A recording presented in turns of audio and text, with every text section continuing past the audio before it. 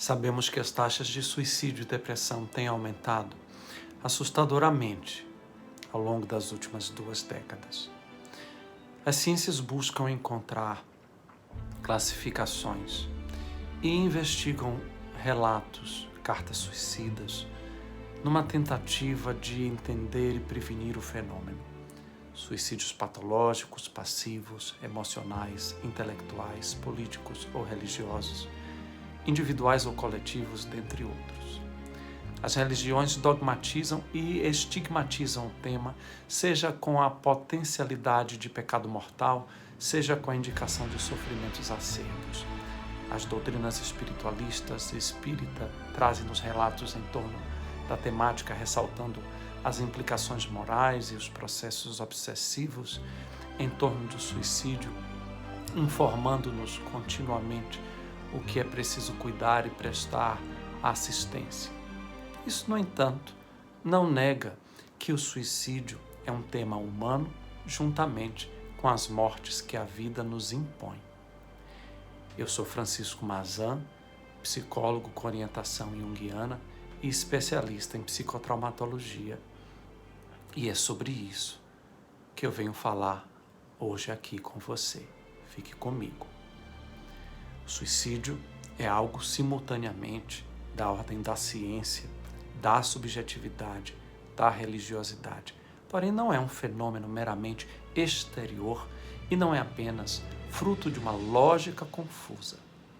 Qual o significado disso? O suicídio é um tema que evoca a alma humana. O que essa alma quer ou precisa e acredita que somente encontrará na morte? O suicídio é o resultado da perda do contato com a alma, a voz interna com Deus em nós. É um problema do lado de dentro que precisa ganhar consciência.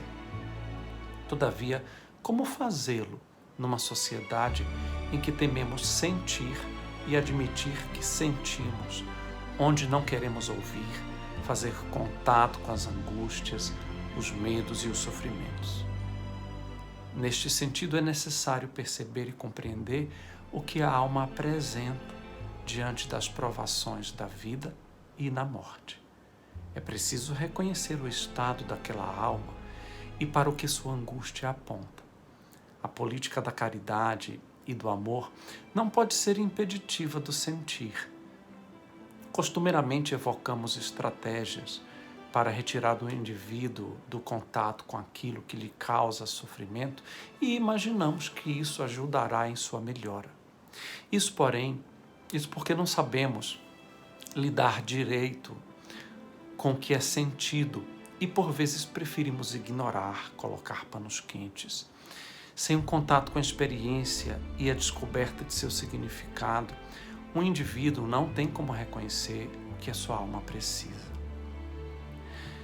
A compreensão disso necessita de um espelho. É um processo dialético onde eu vejo você e vice-versa. A morte que parece vir fora, na verdade, vem de dentro. Portanto, é preciso tornarmos-nos conscientes das mortes que carregamos para podermos dar-lhes significados e lugar correto de luto e sepultamento.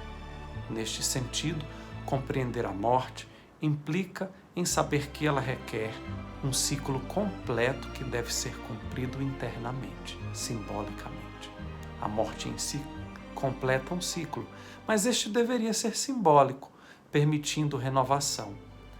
Por esta razão, a vida deveria ser olhada em relação à morte. Vivemos para morrer e prosseguir é morrer. Quando escolho cessar, não morro. Eu entro em estagnação. A vida, portanto, adquire valor através da morte, na compreensão da impermanência e da finitude.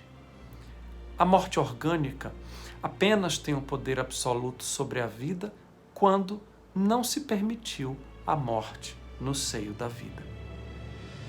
Como morrer está relacionado ao como viver. Quando, diante de processos relacionados ao suicídio, é necessário aprender a escutar a alma.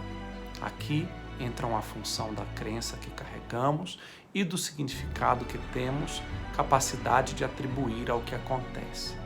Envolve, em vasto sentido, uma convicção e um sentido de imortalidade da própria energia psíquica. A questão que se propõe é compreender o significado das mortes. O suicídio é uma tentativa de passar para uma outra esfera de vida ou de não vida através da morte. É uma tentativa de transformação rápida.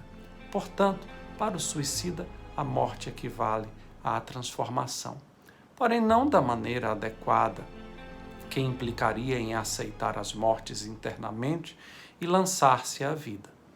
Entendemos que na angústia de querer pôr um fim ao sofrimento, deixamos de olhar para ele e integrá-lo.